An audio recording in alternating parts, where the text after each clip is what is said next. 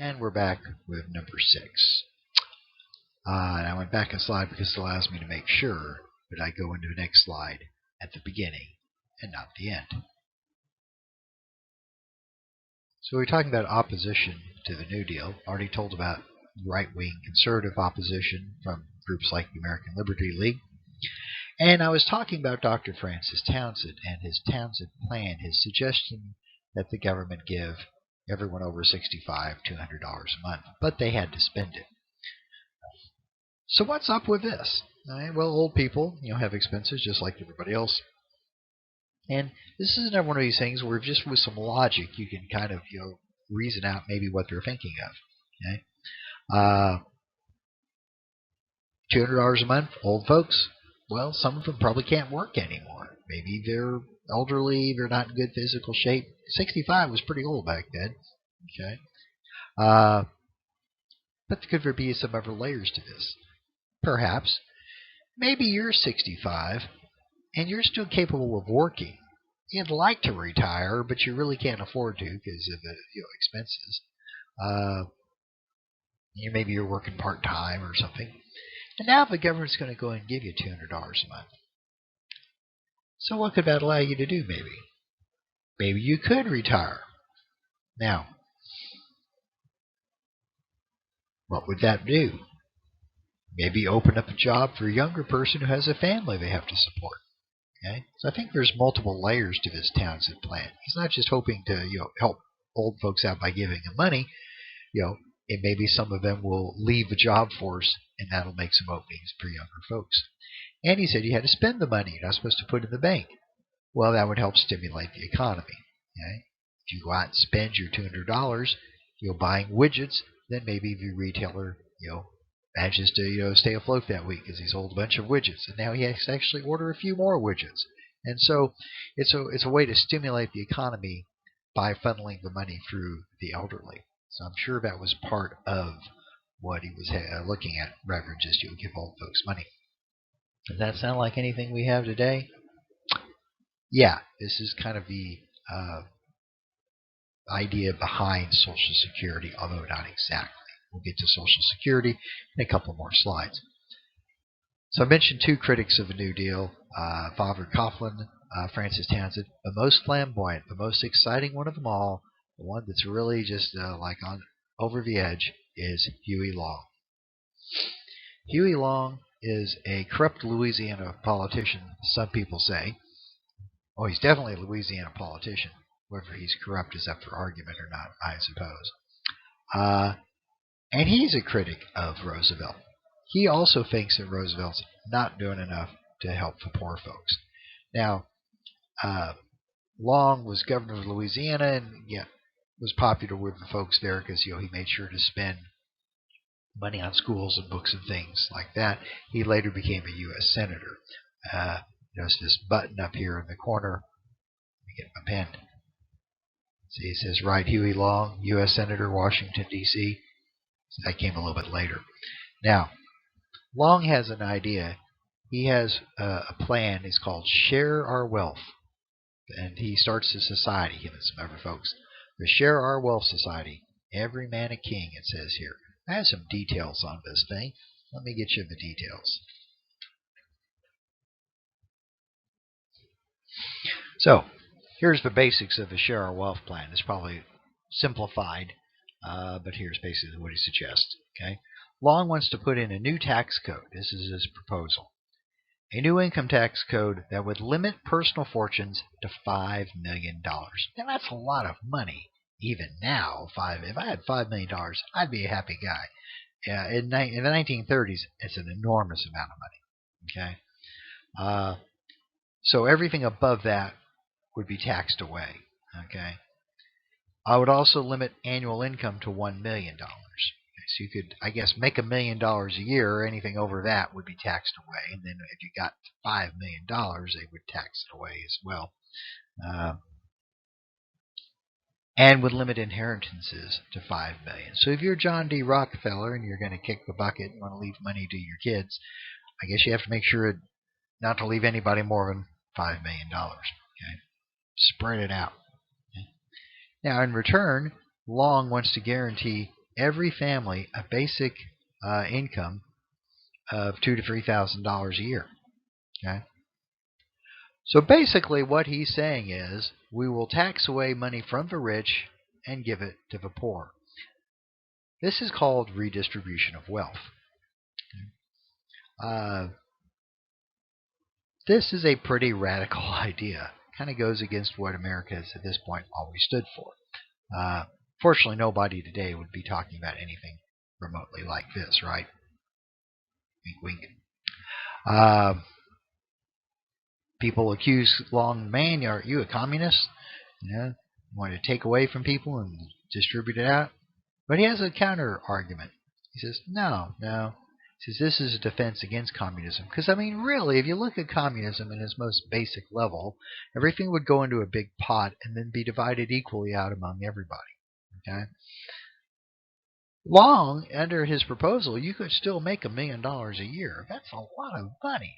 So there would still be rich people under Long's program. Okay?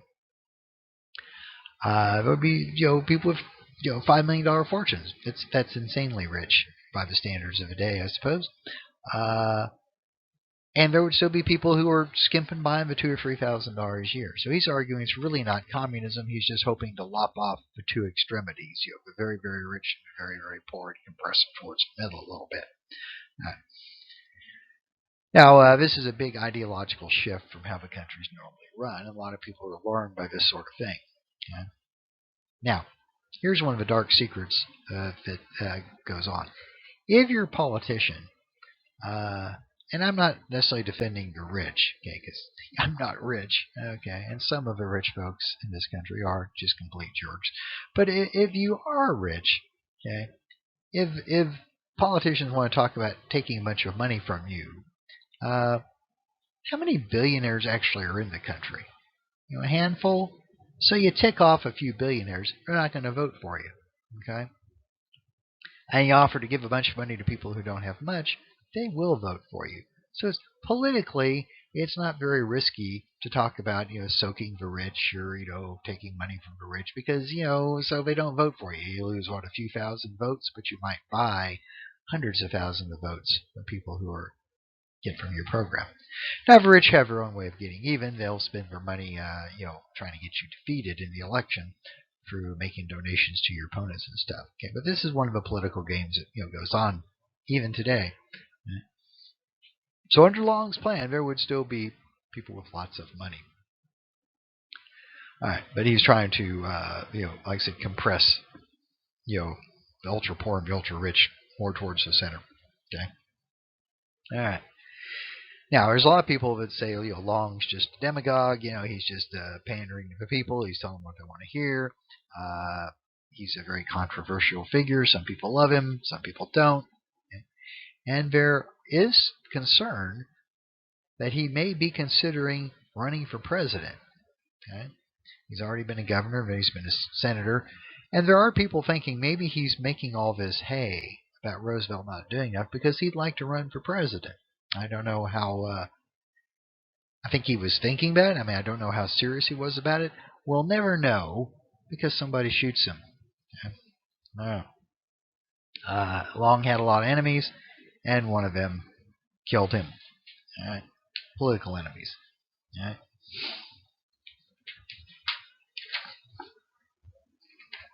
He was assassinated in 1935. He supposedly said, "God, don't let me die. I have so much to do." Yeah. Now, the guy who shot him didn't apparently shoot him for political reasons so much as the fact that he felt Long had done something horrible, to him and his family, and so I think it was more of a personal revenge type thing. We'll never know because Long's bodyguards shot the assassin to death, so we never got to ask him, why he shot Huey Long. We just know he's dead. Okay? I've got a reading about Huey Long. I've got a reading quiz that goes with it. I'm debating whether or not to use it or not. Part of me would like to have you read it because it gives you more information about Long and the Depression, and the more reading quizzes we have, the more it spreads out the grade and gives you more opportunity to make up for a bum reading quiz.